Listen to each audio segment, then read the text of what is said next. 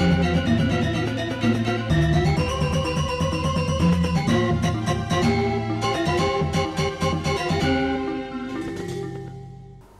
Swastiastu, pemirsa Bali TV, kembali Bali Post Talk menjumpai Anda bersama saya Nyoman Winata, redaktur pelaksana harian Bali Post. Topik kita kali ini bicara tentang bagaimana kemudian perkembangan pembangunan di Bali, khususnya Denpasar. Sekarang banyak mal-mal baru.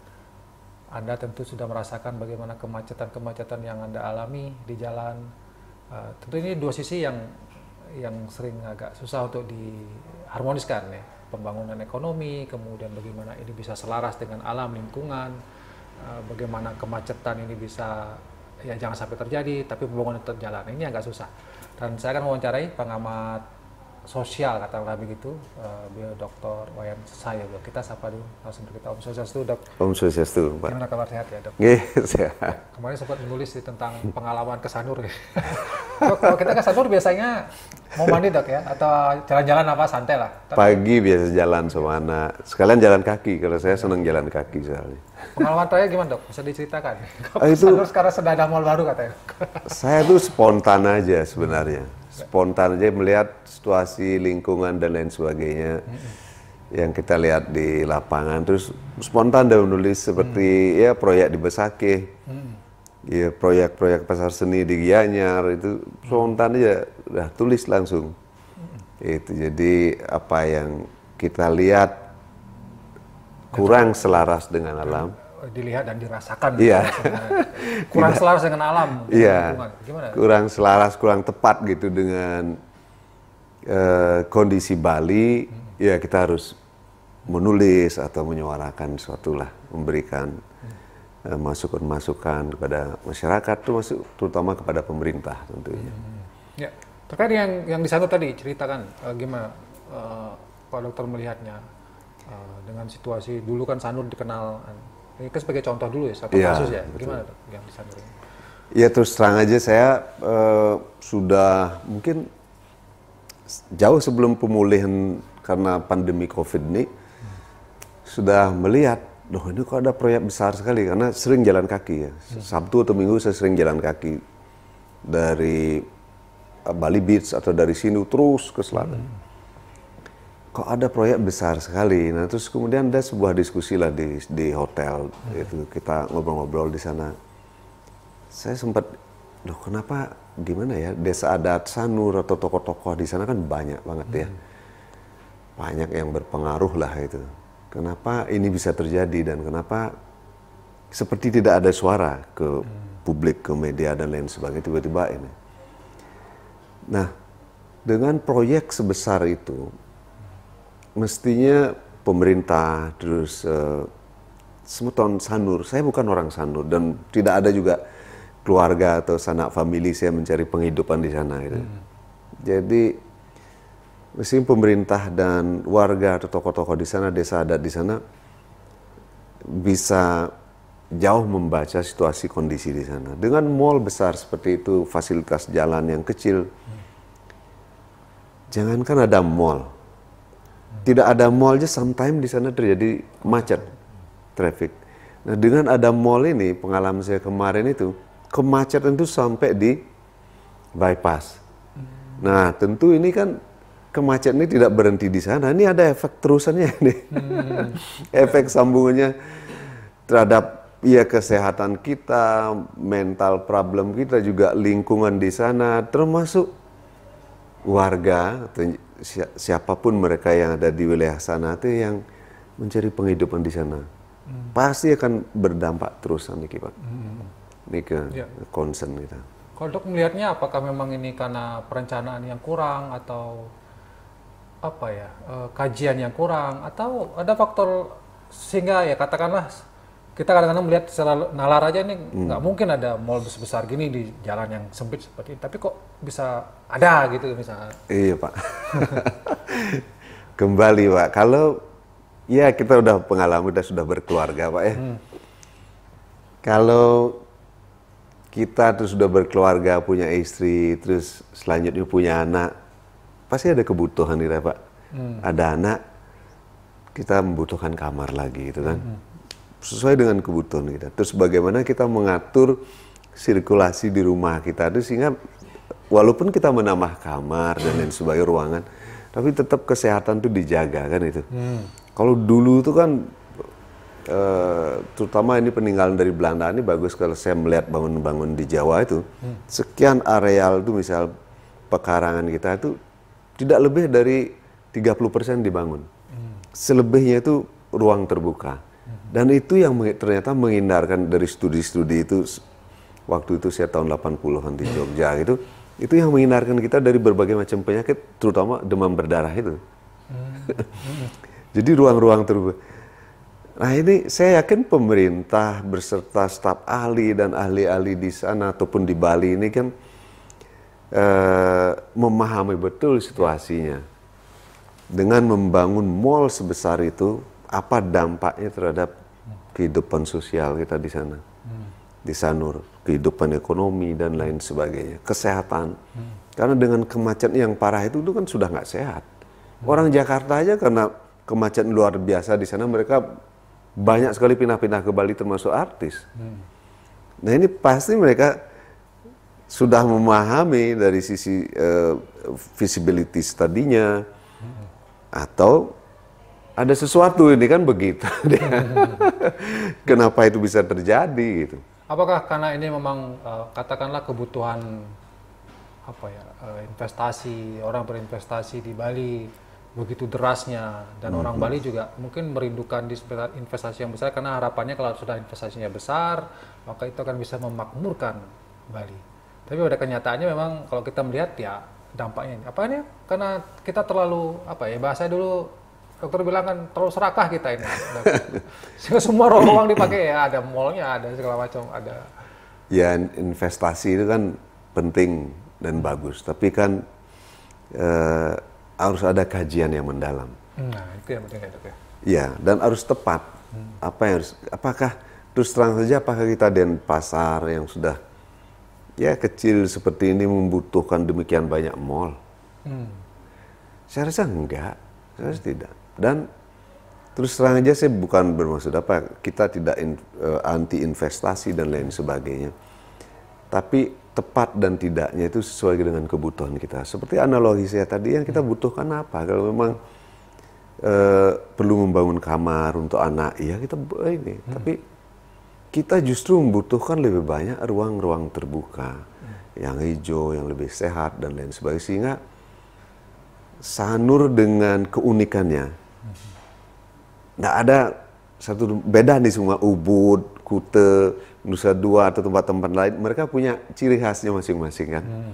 Dan Sanur ini walaupun di tengah kota dan dekat dengan Kute, unik. Dari dulu sangat unik. Kemudian tenang dan atmosfernya peaceful di sana itu. Dengan pohon-pohon yang besar dan juga Balinya masih terasa gitu kan. Nah ini mestinya kita jaga.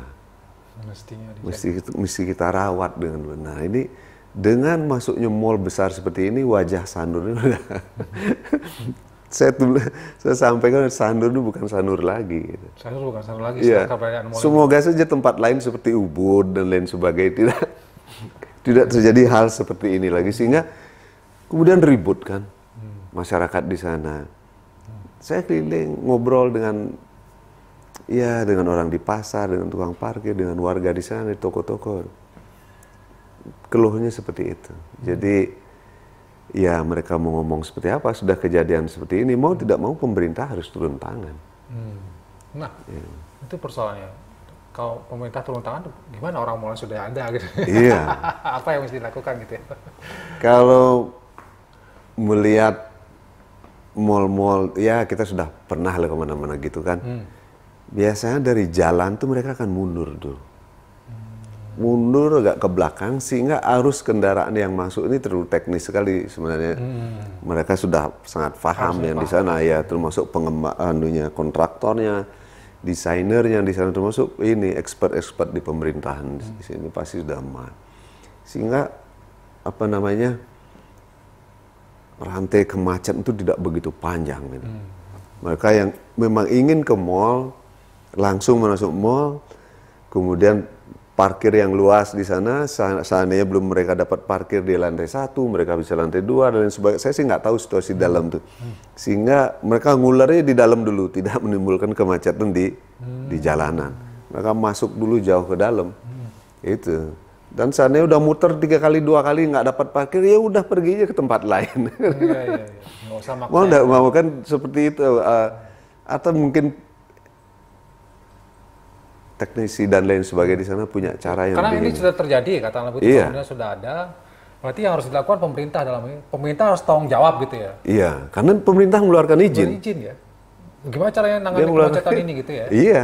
Karena dampak yang paling dirasakan oleh masyarakat ya kemacetan. Iya. Dan saya juga mendengar ya pedagang-pedagang di sana, ya shop-shop juga akan kewalahan, restoran-restoran kecil yang ada di sana ada. Iya. Mereka parkir di mana kalau ini nggak boleh parkir juga gitu. Makanya itu dah. Saat ini sudah bilang dengan ada mall nih, dengan tidak ada mall ini sudah macet. Kadang sometimes macet di sana tuh. Itu dengan adanya mall ini kan tambah ini. Dan begitu warga ribut, masyarakat juga ribut dan apa ya?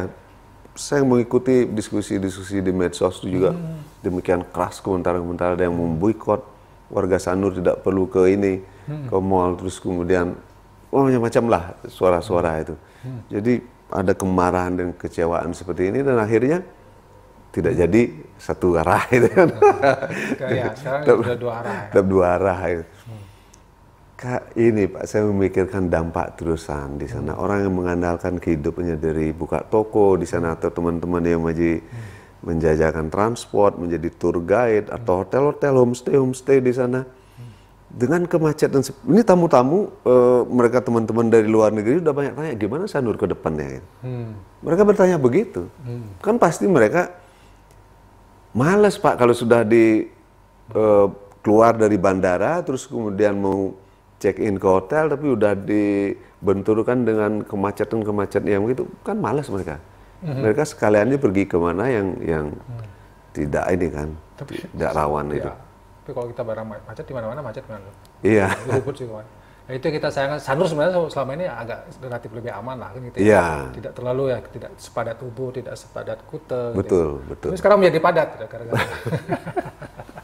Nah, kalau kita melihat secara global, Pak Dokter melihatnya gimana, Pak Dokter? Artinya Bali ini ke depannya kok pariwisata, atas nama pariwisata, kemudian pembangunan, di Denpasar Mall dibangun, kemudian tempat lain hotel, villa dibangun dengan begitu.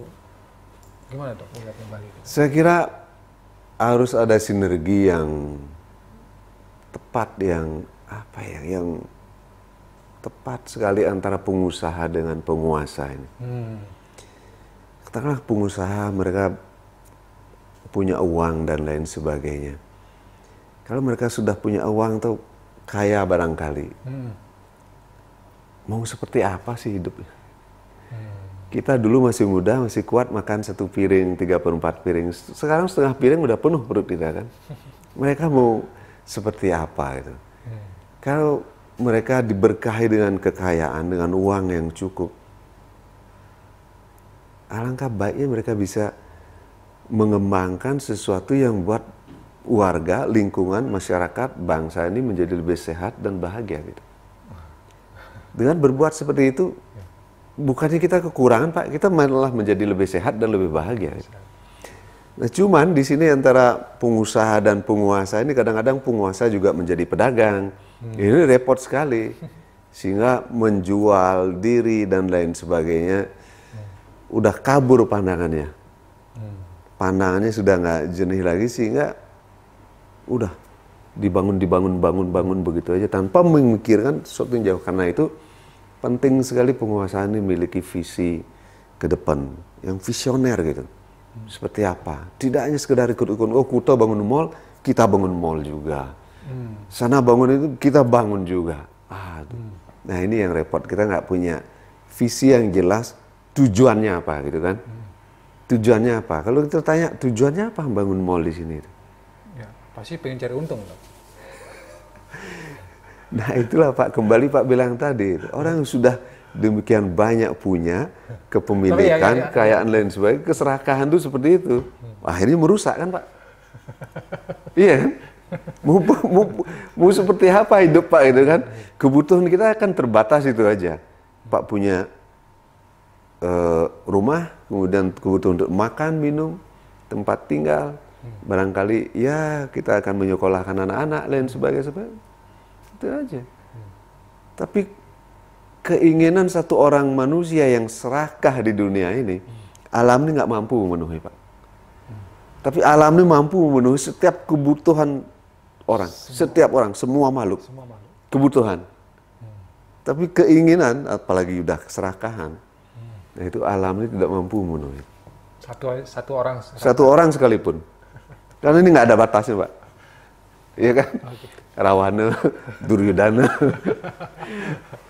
Seperti apa itu kan? Terima kasih Pak Dokter. Ya, terima kasih Pak. Ya kita sama-sama gelisah lah Dok ya. Dengan kondisi Bali kemudian Sanur seperti itu. Harus ada kegelisahan Pak, harus ada kegundahan. Kalau situasi seperti ini kita nggak gelisah dan kita nggak sedikit marah, ada yang nggak beres dengan diri kita. Gitu. Makanya saya meminta kepada siapapun kita ada di Bali untuk bersuara lah. Suarakan, sampaikan sesuatu, jangan hanya berdiam diri melihat sesuatu yang kita anggap tidak beres. Gitu. Karena kalau kita diam, kita sama aja, kita sama ini kita kan. sama-sama hancur. Bali ini hancur, kita semua hancur. Dok. Betul. Baik. Terima kasih Dok. Okay, terima kasih. Demikian Bali Post Talk kali ini, mudah-mudahan ini menjadi pencerahan bagi kita semua. Mudah-mudahan Bali tidak semakin diliputi oleh keserakahan, karena satu orang serakah, dunia ini, alam tidak mampu. Tapi alam ini mampu menghidupi setiap makhluk hidup yang ada di dunia. Ya ini sudah cukup dalam. Demikian Bali Post Talk kali ini, saya ucapkan terima kasih. Saya tutup dengan Om Santi. Om Santi. Terima kasih. Terima kasih.